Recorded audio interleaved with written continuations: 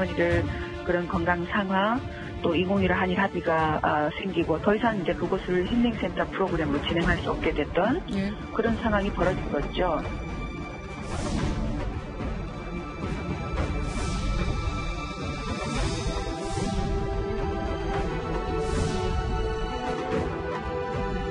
그런데 이 공동모금회가 경기 지역도 괜찮다라는 의견을 주셨어요. 힐링센터를 매입했을 때 공동모금회도 현대중공업도 마음에 들어했고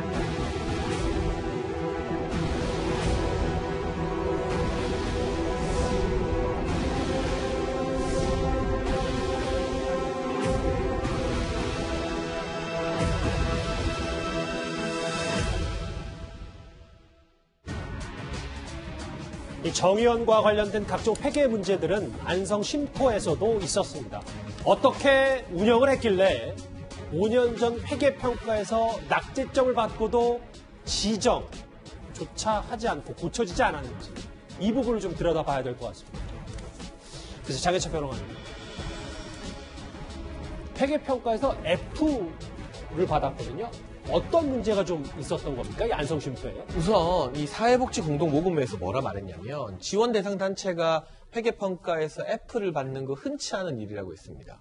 그러니까 F를 받는 거 자체가 우리가 대학교 학점도 F면 낙제잖아요. 그렇죠. 말 그대로 미비 정도가 아니라 완전히 낙제점을 받았다는 것인데 구체적인 것을 한번 살펴보게 되면요. 생존자 활용률 미흡. 그러니까 이 원래 목적인 피해자 할머니들이 쉼터를 거의 이용하지 않았다는 거죠.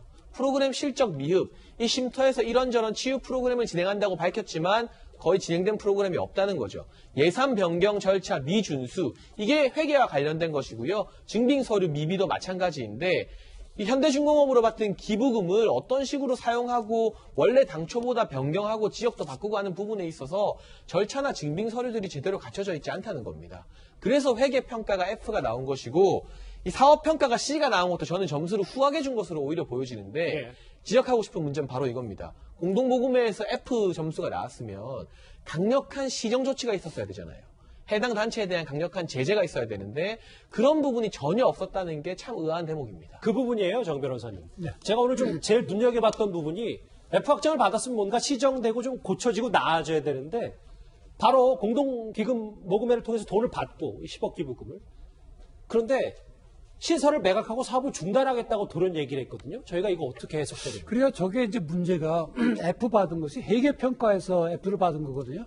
영수증도 없고 아무것도 없고 하니까. 그래서 이제 공동모금회에서는 시정을 해라. 이렇게 얘기를 했는데, 우리는 시정 안 하고 돈 반납하겠다. 이렇게 된 겁니다. 근데 여기서 또 의혹이 생기는 겁니다. 그러면 그러면 시정이 불가능한 그런 회계 문제점이냐는 그런 또 의심이 또 드는 거죠. 그러니까 하면 공동모금회 시정해라 그러면 자기들이 영수증도 뭐고 뭐 쪼했고 맞춰야 되는데 못 맞춘 것이 아니냐.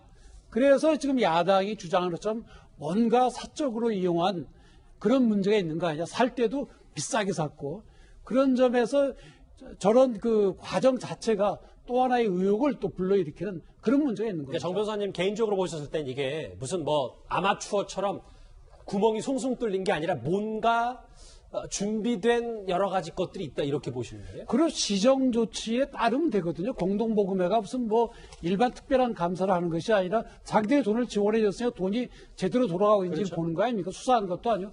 그러면 대부분의 그런 그 시민사회단체도 거기에 맞추면 돼요. 그러면 그 돈도 또 적절하게 사용할 수 있는 거 아닙니까? 근데 그거를 우리는 못하겠다 하고 반납하겠다. 그건 그 회계 처리를 고칠 수가 없다는 거죠. 일부에서는 그래서 횡령 가능성까지 거론되고 있는 상황입니다. 여전히 법인이 따로 존재하는 정대협에서 해마다 뭉칫돈이 사라졌다는 의혹까지 있습니다. 정의연 공시 같은 경우에는 앞에 월별 지출 금액의 합계와 뒤에 항목별 지출액의 합계 이게 이제 일치해야 되는데 그렇지 못하다든가 뭐 그 금액 차이가 이제 심지어는 2억, 3억 이렇게 나다 보니까 아무래도 좀 이거 가지고 투명하다 이렇게 말할 수는 전혀 없었고요. 여기 좀 구별해서 볼게. 여기는 정의원이 아니라 정대협이잖아요. 정대협에서도 2억 6천만 원이 사라졌다. 사라진 돈이 왜 이렇게 많은 겁니까? 저는 참 이게 이상한 게요. 2015년도에 정의기억기금이라고 있었습니다. 자, 그 단체와 그다음에 정대협 이 두 단체가 합쳐서 현재 정의기억연대로 통합했습니다. 예. 그러니까 그렇게 발족을 했거든요. 근데 문제는 그 이후에 보니까 정대협 법인을 그냥 살려놨어요. 이 공익법인을 계속 살려놓은 겁니다. 저는 이해가 이 똑같은 거예요. 사실은 이사장도 지금 윤미향 씨고 이쪽 이사는 윤미향 씨예요. 그러니까 똑같은 지금 어쩌면 종이의 앞뒤면을 그대로 살려둔 겁니다. 근데 문제는 이 기관을 살려두면서 사업은 또 따로 했어요. 정부에서 돈 받을 때 정대협도 돈 다르고 정의기억연대 사업 달라요. 그리고 지금 보면 정대협은 지금 또 회계가 또 다르게 이제 구성을 한 겁니다. 근데 지금 이제 김경률 지금 참여연대 전 실행위원이 이제 이 회계사 출신이거든요. 이분이 지난 2015년부터 2019년까지 정대협의 회계 자료만 분석을 해봤어요. 아하. 그랬더니 원래 우리가 회계를 하면 1년 동안 어느 정도 쓰고 남은 돈 같은 경우는 이제 그 다음에로 이월하지 않습니까? 그렇죠. 그럼 이월 자금을 당연히 표시를 해줘야죠. 그게 정상이죠. 그렇죠. 그럼 뭐 이거는 기본입니다. 이거는 회계를 모르는 저 같은 경우도 당연히 이걸 하는 건데 문제는 이월된 돈이 없다는 거죠. 자, 그렇게 해서 5년 동안 해서 누락된 돈이 얼마냐면 2억 6천만 원이나 없어졌다는 거예요. 자, 저는 이게 정대협의 회계사가 분명히 있을 겁니다. 어떤 회계사가 이런 회계를 하는지 좀 이해를 못하겠어요. 과연 또 이런 회계를 지금 감시해야 될 국세청 이런 데서 가만 놔두는지도 모르겠고. 근데 세상에 생각해 보십시오. 아니, 전년도 써서 남은 돈을 당연히 그 다음에는 이월해야 되는데 이월한 돈이 없어지고 또 시작을 하고 또 이월해야 되는데 또 없어지고 그렇게 해서 2억 6천만 원이 없어졌다? 도대체 이 돈 어디 간 겁니까? 그래서 좀 화면에 보시는 것처럼 아까 잠깐 그래픽이 나갔지만 답안지를 내놓으라고 했더니 원숭이나 이제 팽수가 그려져 있는 상황이다. 글쎄요. 이게 얼마나 회계 자료가 부실한지를 이렇게 김경률 위원장이 비유까지 했습니다. 그런데 다시 이제 본질로 좀 돌아볼까요? 이 완성쉼터를 매입하는 과정을 두고 이 정의연 측과 공동보금의 주장도 엇갈리고 있습니다. 처음에 이제 현대중공업에서 그것을 그 땅을 박물관 옆에 건물을 책정을 잘못했던 것 같아요. 예산 조사를 10억으로 그 마포의 어느 곳에도 그 집을 살 수도 없었고요. 그런데 공동모금회가 경기 지역도 괜찮다라는 의견을 주셨어요. 사업을 집행해야 하는 한정 기간이 있었어요. 그 기간을 넘으면 또 문제가 되는 기능센터에 매입했을 때 공동모금회도 현대중공업도 마음에 들어했고. 어제 저희가 이 시간에 최 교수님 마포에 당시 10억으로 살 수 있는 전원주택들이 꽤 있었다는 얘기를 제가 전해 들었었거든요. 근데 또 다른 얘기가 나오는 건 굳이 근데 마포에 쉼터가 또 하나 있는데도 굳이 왜 또 안성이 갔는지, 그럼 안성은 무슨 연결고리가 있는지 글쎄요. 그러니까 이제 첫 번째 아까 말씀하신 건 마포에도 그 당시에 10억 원 정도 되면 단독주택을 구입할 수 있는 정도의 집들이 있었다. 이 부분은 뭐 어느 정도 타당한 것 같아요. 그러면 저는 해명을 저렇게 할 게 아니라 만약에 본인이 정말 해명을 한다고 하면 그 정도 규모, 어느 정도 규모의 집이 필요한데 그 집을 마포에 있는 지역에서 10억으로 살 수 없다. 이러면 어느 정도 또 이해가 돼요. 근데 그냥 마포에 10억 원짜리 그 단독주택을 살 수 없는 것처럼 얘기가 되면서 이게 논란이 되는 거잖아요. 예를 들면 뭐 규모가 어느 정도 방이 몇 개 있어야 되고 이래야 되는데 그 정도 규모를 마포에 10억에 살 수 없다. 이건 뭐 어느 정도 설득력 있다고 봐요. 근데 그냥 마포에는 이게 없었다고 하는 게 첫째는 문제고, 두 번째 지금 말씀하신 건 마포에 이미 명성교회 14억 얼마를 주고 쉼터용으로, 물론 소유는 명성교회가 하고 사용권을 넘겨줬어요. 네. 거기에 실제 거주도 하셨고 그런 쉼터가 있었음에도 불구하고 왜 그러면 마포에 이걸 또 구입하려고 했을까 하는 부분에 또 논란이 있는 거예요. 그리고 왜 현대중공업에 그런 필요하다고 얘기를 해서 그걸 받았는지, 물론 뭐 그런 얘기를 있더라고요. 김북동 할머님이 현대중공업에 만나서 회장하고 만나서 얘기하는 과정에 쉼터가 필요하다고 말씀을 하셨고 도와달라는 얘기를 듣고 현대중공업이 돈을 지급하게 됐고, 그러니까 기부하게 됐고 그 기부금을 가지고 이제 살려고 했는데 굳이 그럼 마포에 이미 쉼터가 있는 상태에서 그 돈을 받을 필요가 있었을까? 또는 아예 그러면 현대중공업에 다른 용도로 쓰겠다고 얘기를 하고 그걸 뭐 사용하든지 이런 방법이 있었을 텐데 굳이 쉼터를 안성에 마련한 것 자체가 사실은 좀 설득력이 떨어진다, 이런 논란이 있는 거죠 지금. 근데 설득력이 떨어진 것도 떨어지는 거지만 네. 그래서 안성에 열심히 졌는데 지금 제목에 보면 회계평가도 F등급을 받은 거잖아요. 그렇죠. 결국은. 네. 그러니까 실제로는 쉼터로 활용을 못한 거죠. 그리고 실제 활용한 내용을 보니까 본인들 뭐 예를 들면 워크숍 같은 거 하고 뭐 몇 번 할머님들이 안 간 건 아니지만 아주 소규모로 가서 조금 가셔서 일을 하셨다 보니까 사실은 쉼터에서 역할을 제대로 못했다고 밖에 볼 수 없는 거죠. 말씀하셨던 그 부분이에요. 이 사실 돈과 관련된 논란도 논란이지만 더 본질적인 문제는 이 안성 쉼터를 할머니들이 거의 쓰지 않았다는 사실입니다. 속에는 할머니들과 청년 나비들이 만나서 모임을 하기도 했고요. 예. 또 그 평택의 기지촌 할머니들, 우리 할머니들이 만나서 교류 프로그램을 갖기도 하고, 근데 이제 할머니들 그런 건강 상황, 또 2015 한일 합의가 생기고 등등 더 이상 이제 그곳을 힐링센터 프로그램으로 진행할 수 없게 됐던 그런 상황이 벌어진 거죠. 장현철 평론가님, 이거는 저하고 같이 보셔야 될 것 같은데, 글쎄요, 시각에 따라 물론 다를 수는 있는데 인테리어까지 꽤 많은 고급 자재를 썼다거나 안성쉼터가 고령의 위안부 피해 할머니들이 쓰기에는 좀 다소 부족한 면면들이 있긴 있는 것 같거든요. 할머니들 걷는 거 많이 힘들어하세요. 그런데 보면 외부 계단 같은 경우도 철제 구조물이 있고 저 계단 같은 데서 넘어지거나 저 구조물에 부딪히면 어떡하실까 하는 걱정이 많이 들고, 실내에도 철제 난간이 있고 나무 계단이 있습니다. 이게 사실 위안부 피해 할머니들뿐만이 아니라 일반 고연령 노인들이 생활하기에도 적합한 구조는 아닌 것으로 보이거든요. 근데 할머니들을 위해서 매입한 쉼터가 저런 구조로 돼 있는 데에서 고개가 좀 갸우뚱거리게 되고, 예. 실내 구조도 구조지만 위치가 너무 외졌습니다. 살펴보게 되면 시외버스 종점에서도 1km 이상 떨어진 곳이라고 하는데, 뭐 차를 타고 가면 괜찮다고 말씀하실 수도 있습니다. 그런데 언론에서 확인해 보니까 이 굽이길이라고 하죠. 곡선, 구불구불한 곡선을 지나야 되는 굽이길이 저 안성쉼터까지 거의 10km 정도 펼쳐져 있어서요. 차를 타고 이동해도 할머니들이 멀미를 느끼고 제대로 편하게 안성쉼터까지 가기 상당히 힘든 위치라고 합니다. 그렇다면 도대체 어떤 측면에서 이 정의연, 당시 정대협은 저곳이 할머니들을 위한 안성맞춤의 장소라고 생각을 했던 것일까? 본인들이 먼저 제안받았다고 하는데 공동복지회에서는 경기도 먼저 제안한 적도 없다고 밝히고 있고, 참 이해가 안 가는 것들이 너무나 파면 팔수록 더 많이 나오고 있는 상황입니다. 이 사실 주말 사이에 안성쉼터 논란이 꽤 크게 불거지면서 윤미향 당선인을 향한 의혹의 목소리가 좀 더 커지고 있죠. 그런데 이 의혹들은 안성쉼터를 소개해 준 것으로 알려진 민주당의 이규민 당선인에게도 불똥이 튀고 있습니다. 공식 페이스북에 입장 올렸고요.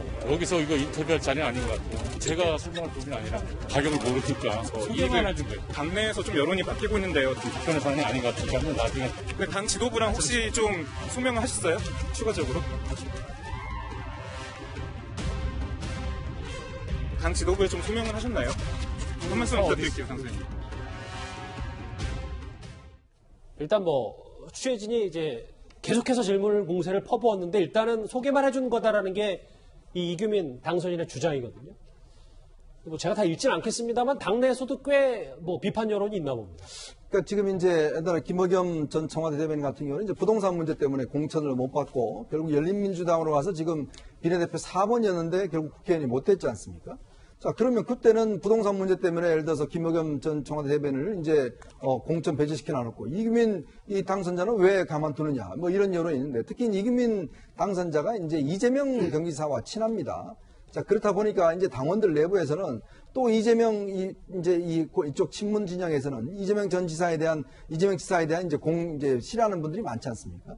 그렇다 보니 또 이제 이규민 당선자를 공격하는 지금 권리당원들의 지금 그림 잠시만요. 그러니까 이규민 당선인이 이 민주당 내부에서는 진문 친문이 아닌 이재명계로 분류되는 인물. 그렇습니다. 이 경기도 이제 거기에 있기 때문에 이제 유일하게 지금 이재명계로 이제 분류가 되고 있는 분이거든요. 예. 이제 그렇기 때문에 이제 당내에서는 이제 이 당원들이 이제 굉장히 이제 이규민 당선인을 향한 이제 아주 이 비판적인 이야기를 많이 올라오고 있는데, 모르겠습니다. 지금 이제 과연 그러면 이 집 자체가 보면 이 안성신문이라고 이제 운영을 했지 않습니까? 이 그렇죠. 당선인이. 근데 거기 안성신문의 운영위원장 하는 분이 건설업을 하시는 분이에요.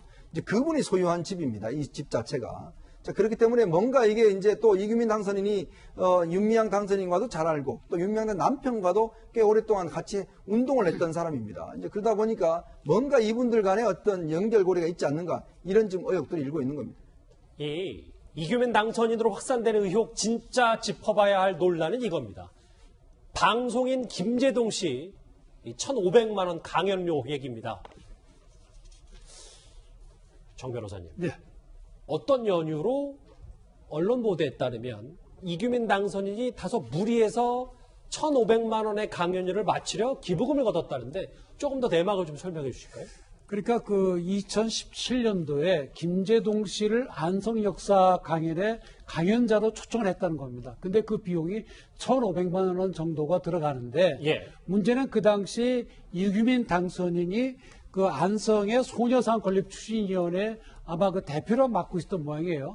그래서 그 당시에 78차례의 거리 모금을 통해 돈을 모아놨는데 이규민 당선인이 그 돈을 그 김제동의 강연비로 쓰자. 김제동 씨의. 그렇습니다. 그러니까 거기에 대해서 반대를 하니 우선 700만 원 그걸 쓰고 또 800만 원을 별도로 또 걷어서 주자. 그래서 1,500번을 맞췄다는 거거든요. 그러면서 내가 책임지겠다고 얘기를 했는데 우선 잘 아시다시피 돈을 모으려고 하면은 기부금법에 따라서 등록을 해야 됩니다. 예. 그리고 등록하지 않거나 또는 등록한 그 목적 외에 다른 용도로 사용을 하면 3년 이하의 징역 또는 3천만 원 이하의 벌금에 처하도록 되어 있거든요. 아, 이게 법적으로 좀 문제의 소지가 그렇습니다. 있다는 말입니까? 그러니까 이제 이규민 당선이 만약에 그 당시에 소녀상 건립기금으로 모집한 돈 중에서 700만 원을 김제동 씨에 대한 강연비로 썼다고 한다면 예. 모집한 그 목적 외에 다른 용도로 쓴 거 아닙니까? 그럼 명백하게 기부금법 위반이 되고 여기에 따라서 자기가 책임지겠다 했으니까 이 법에 따라서 3년 이하의 징역 또는 3천만 원의 벌금을 받을 수밖에 없는 거죠. 한 번만 다시 곱씹어 볼게요. 그러니까 강연을 한 김제동 씨는 이것과 상관이 없는 일이고 그렇습니다. 나중에 1,500만 원 다시 기부했다는 얘기도 있으니까. 그런데 어쨌든 용처와 관계없이 기부금을 걷었다면 이게 이규민 당선인도 수사 대상이란 말씀이신가요? 우선 기부금을 모집하려면 예. 그 목적에 맞는 용도에 써야 되거든요. 우선 등록을 해야 돼요. 근데 지금 소녀상 건립한다고 돈을 모아놓고 그걸 김제동 씨에 대한 강연비로 썼잖아요. 다른 용도에 썼잖아요. 그럼 그거 자체가 처벌받도록 돼 있거든요. 이게 지금 안성쉼터 논란에서 글쎄요. 처벌받아야죠. 만약 그렇다고 한다면. 이규민 당선인의 어쨌든 기부금 논란으로까지 번진 거네요, 그러면.